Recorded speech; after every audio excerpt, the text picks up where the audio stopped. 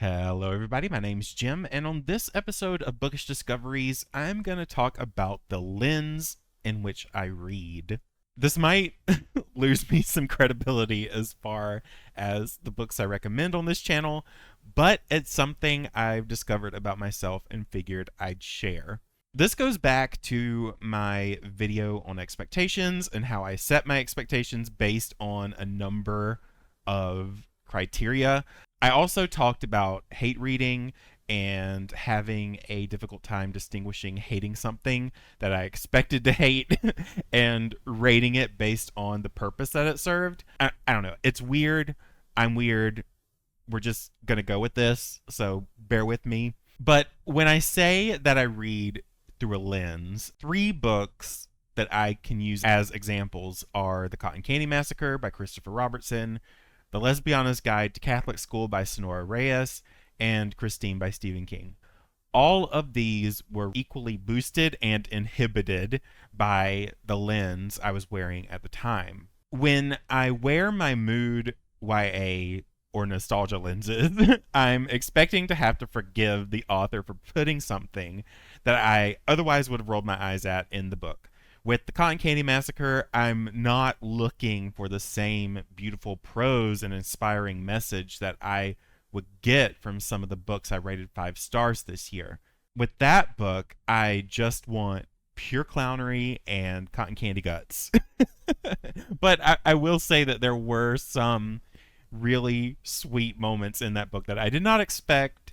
So good on you, Christopher Robertson, for going beyond my expectations. But similarly with The Lesbiana's Guide, I made note of the Fortnite dances when I reviewed it, but I was also thinking about my high school self when I read and whether or not I would appreciate the book back then. Reading it as an adult through an adult lens, I would have rated this book lower because of the pop culture references, lack of subtlety and nuance, the unrealistic rise to going viral in the beginning of the book, and now I am so tempted to lower my rating now.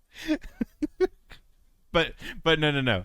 I have to, stay on track. This is exactly why I'm making this video, because I have to go back to, when I was reading it and I was introduced to the character named Caesar and how I could relate to him in high school, and I would have appreciated this story so much more back then. I am recommending this book to those kids, not necessarily my audience, but if there is somebody who is coming across my video who is looking for a YA book that covers some of these experiences, this is for you. This is a good book for that person. But on the other hand, as far as my rating is concerned, I'm not willing to push my rating any higher because my YA lens is only so strong. You can't stare directly at the sun with sunglasses. And then, of course, there are nostalgia glasses where I just ooh and ah over everything I remember from a movie I watched or a book I read in the past. It's fun to make comparisons. It's fun to look back and remember some of the books I read as a child, reading them again as an adult and just, melting into it, kind of, not really taking it too seriously. But there's one lens that I haven't talked about, and that's the first time lens. As the born again reader, I am reading some common tropes, plot devices, themes, and so on for the very first time. A plot that I gush over and love and want more of could be something that has been done to death, and I will eventually figure that out, but for now, that's not the case. However, there are some that I have already read too much of and absolutely hate.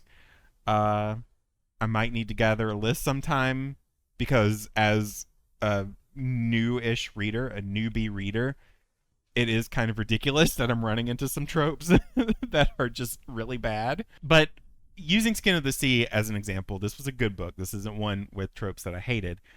I read some reviews saying that the character tropes were overdone and typical, which is valid for people who have read enough of them. But because this was my first time, I read it and I enjoyed this book and those particular character tropes. The fact that it and its sequel felt like an RPG was a lot of fun for me, but This is also why I always encourage everybody to go to Goodreads to see other reviews that aren't just mine, because I could be recommending a book you've essentially read before. I give you a rundown of the plot and what I liked, but it's always good to look up the books I recommend for yourself so you can make better decisions.